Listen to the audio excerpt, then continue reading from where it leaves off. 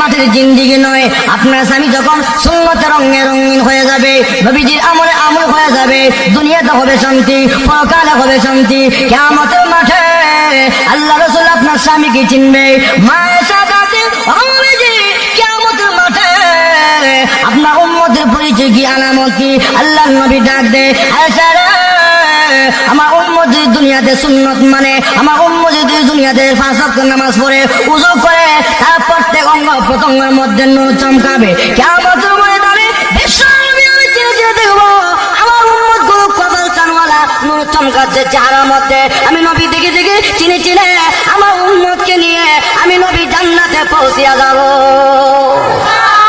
তাহলে উম্মতের সিনার আলামত হচ্ছে সুন্নত, ঠিক না বেঠিক? এখন এই সুন্নত বাদ দিলে লাভ না লস? আরেকজন লাভ না লস? লস।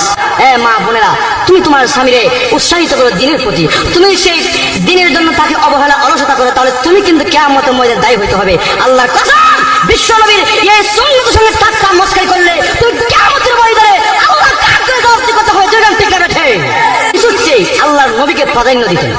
যখন মারহাবা কি প্রাধান্য, আল্লাহ নবী পত্র দিল, এক যুদ্ধে যেতে হবে, হুযায়ফার কাছে পত্র লিখেছে, আগামীকাল হুনাইনের যুদ্ধের মধ্যে তুমি প্রথম সেনাপতি, প্রথম আমির যেতে হবে। ওই পত্র পাওয়ার সঙ্গে সঙ্গে আল্লাহ নবী সাহাবী হুযায়ফা রাদিয়াল্লাহু তাআলা নাম, উনি যখন পত্র পাইলেন চুমা দিলেন, কানো লাগাইলেন, চোখে লাগাইলেন। হুযায়ফা রাদিয়াল্লাহু তাআলা এই অবস্থা পীর মসজিদের মধ্যে শুধু ইজাব কবুল করেছে। ইজাব কবুল করার সঙ্গে সঙ্গে হুযায়ফা রাদিয়াল্লাহু তাআলা মসজিদ থেকে উঠে যায়। মসজিদের লোকেরা ডেকে ডেকে বলল, হুযায়ফা তুমি কোথায় চলে যাচ্ছ?